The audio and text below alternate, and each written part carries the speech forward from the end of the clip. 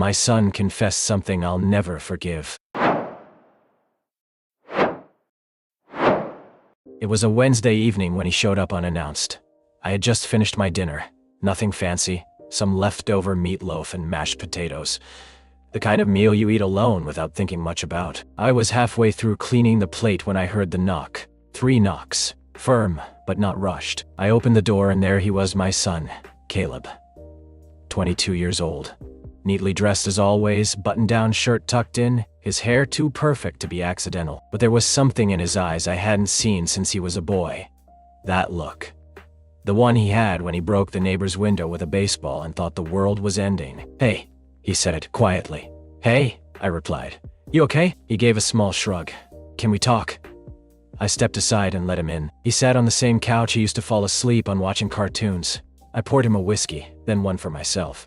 He didn't take his eyes off the glass for a while. The silence stretched. I let it. When your kid asks for a serious talk, you give him space. "Finally," he said. "I need to tell you something, and I know you might hate me for it." I didn't say anything. I didn't even blink. He stared ahead, not at me. "You remember that year when I missed school for a few weeks, and you thought I was faking sick?" I nodded slowly. "8th grade. You missed 12 days. I nearly lost my mind trying to get answers from you."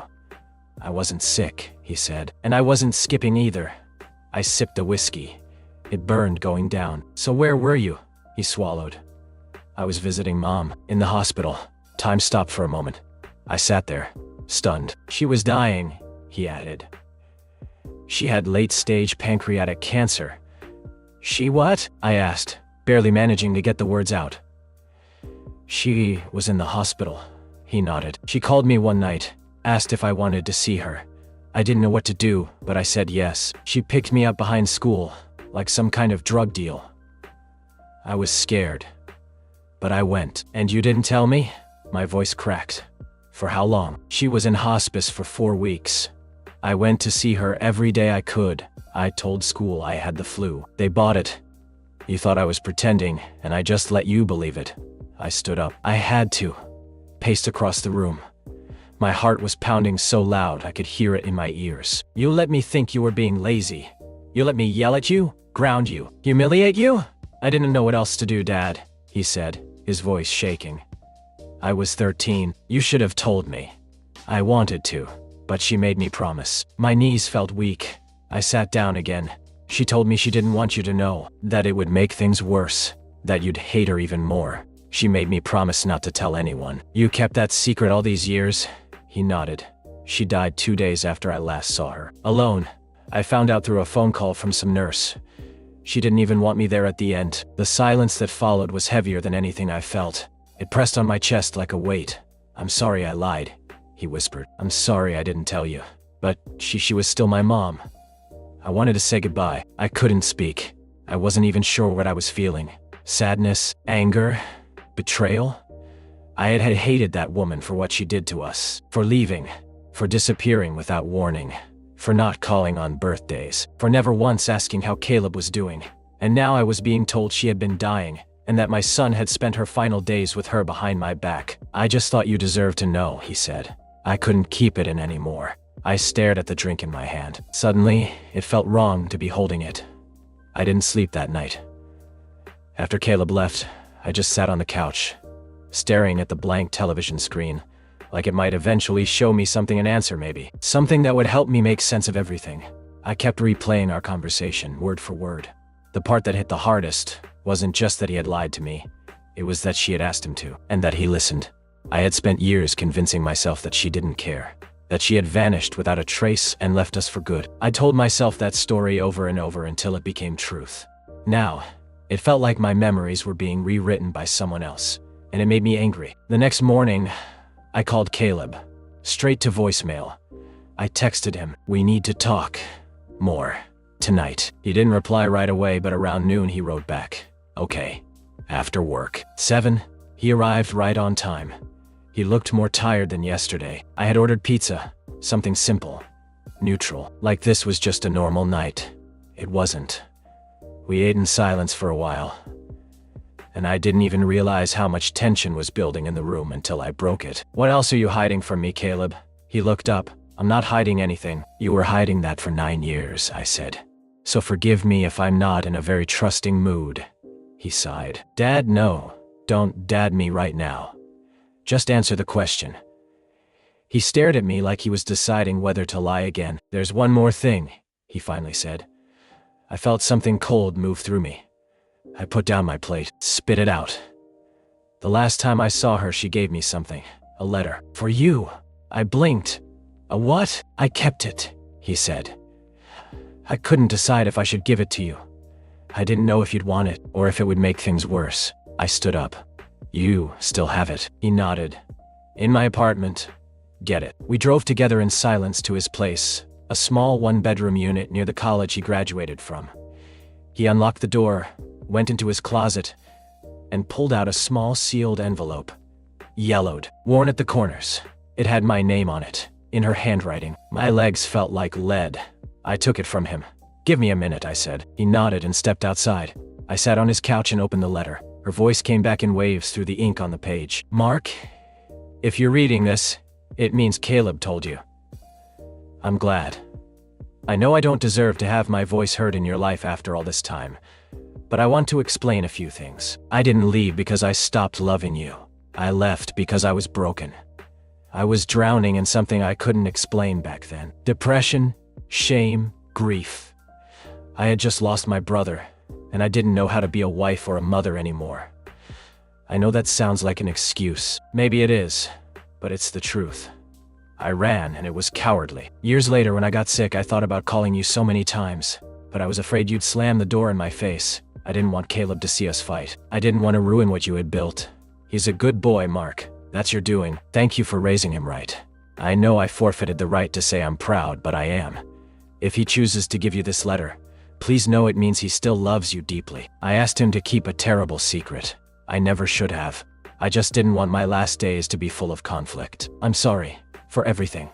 Elise, I stared at the page, rereading it over and over. I didn't know whether to feel vindicated or betrayed all over again. It was as if she wanted closure without the consequences, and yet something inside me softened. I folded the letter, slipped it into my coat pocket, and walked out into the hallway, where Caleb was sitting on the stairs. He stood when he saw me. You read it? He asked. I nodded.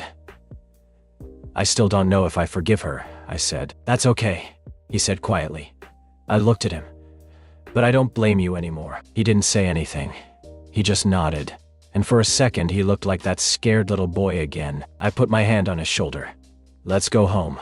The days after that conversation were strangely quiet. Not the calm of peace, but a different kind of silence filled with questions, left unanswered and emotions waiting to erupt. I tried to return to my normal routine, but every little thing reminded me of the weight I'd been carrying, some hidden burden I'd never known was there. At work, I found myself distracted. Emails blurred. Meetings felt like white noise. I was grateful for my coworkers' casual questions, though I gave vague answers, pretending everything was fine. But it wasn't. I kept thinking about Caleb, about the pain he must have endured all those years, about Elise, the woman I once loved, and all the ways she'd hurt us both. One afternoon, Caleb called me. Dad, can we meet? I want to show you something. I agreed. We met at a quiet park near his apartment, the kind of place with a pond, ducks, and benches shaded by old trees. The sun was just setting, painting the sky in deep oranges and purples. He pulled out a worn photo album from his backpack. Thought you might want to see this, he said, opening it to the first page. Photos of Elise with Caleb as a toddler, smiling, playing in the park, blowing out birthday candles. Why didn't you ever show me these? I asked. He looked down. Because for a long time, I didn't want to remember her like this. I was angry, confused. But I think I'm ready now. We flipped through the album slowly. I realized then how little I truly knew about their past, about the parts of Caleb's childhood I wasn't there for. That evening changed something in me. I started reaching out to Caleb more, sharing memories, talking late into the night about everything: the past, the present, the future. One night, while sitting on the porch, he said something that hit me hard. Dad, I'm not the kid you raised anymore. I'm still figuring out who I am. But I want you to know, I never stopped needing you. I choked on my words. You've been my anchor, Caleb, even when I didn't realize it. The road ahead wasn't going to be easy. Forgiveness isn't a switch you flip. It's a slow process, filled with setbacks and breakthroughs. But maybe, just maybe, we could find a way to heal. Together. Weeks passed since that evening in the park. Our conversations grew more frequent, deeper. We were finally building something new, fragile but real. One weekend, Caleb invited me to visit his new apartment. I hadn't seen it yet, and I was curious. When I arrived, he was waiting at the door with a nervous smile.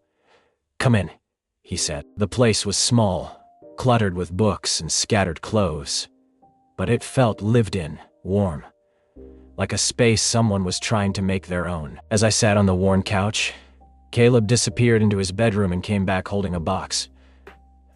"I've been meaning to tell you this," he said, opening it carefully. Inside were a handful of objects: a dog-eared journal, a worn baseball glove, and an old cassette tape. "This was Mom's," he said softly, holding the tape. "I found it hidden in her closet after she passed." "Cassette tape?" I raised an eyebrow. "What's on it?" "Messages, recordings she made during her illness. Sometimes to me, sometimes just talking to herself. I thought you might want to hear them." I took the tape, feeling its weight in my hands. That night, I found an old player in my attic. I dusted it off and pressed play. Her voice filled the room, fragile but real. "I'm sorry for everything. I wish I could turn back time." The words cracked like a shattered mirror, reflecting a woman trapped by her fears and regrets. Listening, I realized she was more than the shadow I'd hated. She was human. And so was my son. The days after listening to the cassette tape were strange. I found myself haunted by her voice, fragile, raw, human. It wasn't the woman I had hated for all those years. It was someone broken, struggling, trying to make peace with her own demons. I shared the recordings with Caleb the next day. We listened together in silence, each message weaving a new layer of understanding between us. For the first time, we talked openly about grief, forgiveness, and the complicated love that binds families together even through pain. One evening, we sat on the porch of his apartment, the sun dipping below the horizon. "I'm glad you didn't hate me for keeping those secrets," Caleb said. "I was angry," I admitted, "but I'm trying to let go of that anger." He smiled softly. "Me too. I think we both needed this closure." We talked late into the night, sharing stories, regrets, hopes. It felt like the beginning of something new, a father and son rebuilding their relationship from the broken pieces left behind. Before leaving, Caleb handed me a small box. "It's for you," he said. Inside was a faded photo of the three of us, me, him, and Elise, smiling on a summer day long ago. "I kept it safe," he said. "Maybe now it's time for us to make new memories." I hugged him tightly. "Thank you, Caleb, for being brave enough to tell me the truth, for being my son." He grinned. "And thank you for finally listening." Driving home that night, I felt a weight lift from my chest. The past was still there, messy and painful, but it no longer controlled me. Maybe forgiveness isn't about forgetting. Maybe it's about choosing to move forward, together. If you like this video, please subscribe for more.